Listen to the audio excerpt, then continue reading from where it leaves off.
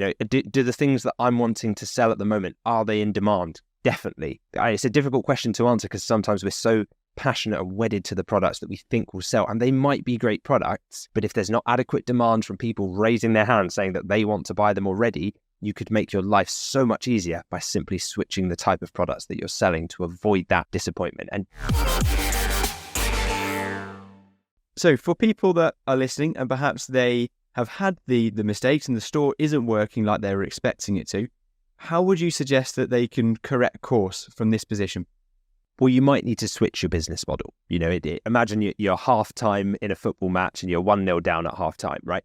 But it's only half-time. That doesn't mean that you've lost, right? You come in for the half-time team talk, you speak to the manager, they sit you down and they say, right, we need to change tactics because whatever we've been doing that's got us to this point clearly isn't working. We've all seen teams who have that inspirational, uplifting half-time team talk come out and then dominate in the second half because they changed their model. They changed the tactics and the strategies and they end up winning the match 3-1 or 4-1, right? So that's something that you have to be open to, that what got you to the point you're at might not be the thing that will get you to the point of profitability. You might need to adapt and pivot, but that's okay. You don't need to be hard on yourself for making that mistake. That's just part of the journey. We all do it. I definitely made those mistakes when I first started. But if I could speak to my former self, I'd say don't be too proud to adapt. Don't be too stubborn to learn. There's no pride in just continuing to get it wrong because you want to be proven that you were right the first time. There really is no benefit to that. The other thing is just focusing on UK suppliers and quality UK suppliers at that.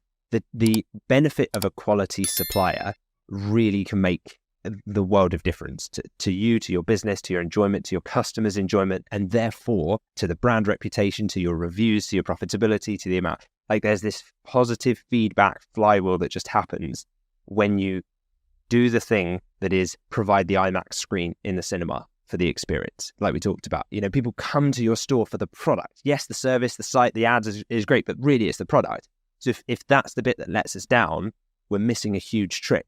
I've trawled the supermarkets of where I've lived over the years for the right coffee, because I like my coffee in the morning. And so I've bought all the different pods out there, all the different blends of different ground coffee, all the machines I've bought, I've tried them, but nothing compares to going into a really good coffee shop with a professional barista and having them make you an amazing coffee. In my experience, it's at that point that I realized why a premium supplier makes the difference, because I was just splitting hairs with the other stuff. I was just trying to find, a workaround that was cheaper, that was faster, but actually it changes the whole experience. I would go there and pay quadruple the price to just sit in there and have that nice experience where the product I know every time will be amazing. And it's the same for the customers on our store. When we switch from these low quality wholesalers or low quality products dropshipped in from China like everyone else is doing, and customers are just so used to getting this terrible experience, suddenly we switch to using UK suppliers and they get the products within a couple of days. It's night and day. They're so much happier and so much more fulfilled and positive with the experience that they got.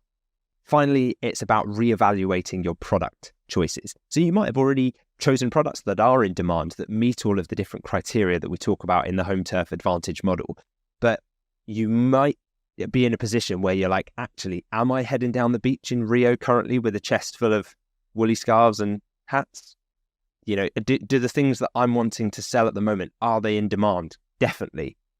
It's a difficult question to answer because sometimes we're so passionate and wedded to the products that we think will sell, and they might be great products, but if there's not adequate demand from people raising their hand saying that they want to buy them already, you could make your life so much easier by simply switching the type of products that you're selling to avoid that disappointment. And do that research, that demand up front. And that's something that we do obviously inside the home serve advantage model to avoid that disappointment down the line. To prevent, instead of have to cure a bad situation down the line. It's so key to have it set up from the very start, I think. And I'm so grateful for you to make sure I went down the right product niche from the very start, as soon as I joined the Dropship Unlock Masterclass. But yeah, I think one of the main benefits of actually dropshipping is the flexibility that we have. So if you're in a position where your store isn't working and it's not working out how you expected, this is an amazing reason to be within the world of dropshipping, because we can switch so quickly. We haven't got thousands of pounds tied up of stock in a warehouse somewhere, keeping us tied to that business. You can very quickly just switch. And as I did, I went from selling cheap, trending products from AliExpress. I switched overnight. I turned that store off, turned the ads off, and I went down a different route. It doesn't need to be something you prolong. Make the most of the benefit of dropshipping and the flexibility. And it was amazing that I could do that switch in just the course of a day.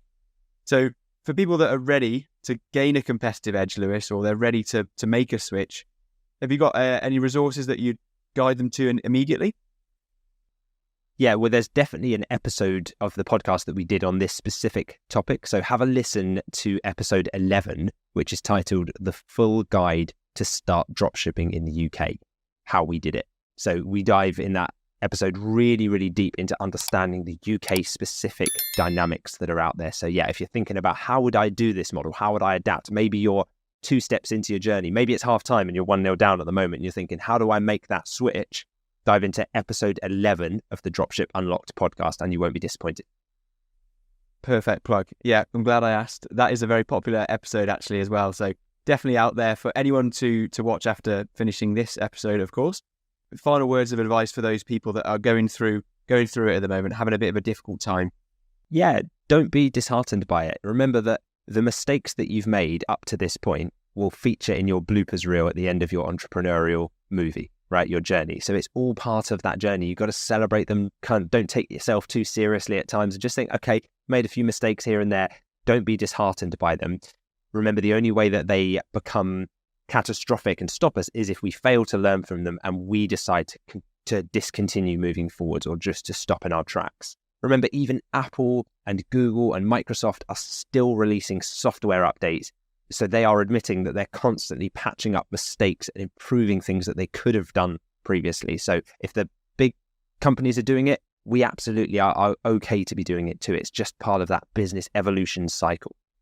Try and stay updated, be flexible to new ideas, be open-minded. You know, e-commerce is ever evolving. It's not the same as it was 5 years ago even now. So if you're kind of staying rigid and you're just like, nope, this is the model that I want to see through to completion, you'll be trying to fit a square peg in a round hole, as they say. Like, it will become frustrating and there's no pride and no benefit to remaining stubborn to see through an idea that might be flawed from the outset. So try and seek mentorship, try and engage in continuous learning, open up to new ideas, and try and get around a tribe of other people on your same path, because the journey can be pretty lonely on your own, and it's certainly very costly if you're just going it alone and trying to figure it out by chance and stumble across the right solutions. And there's really no need to, because those exist.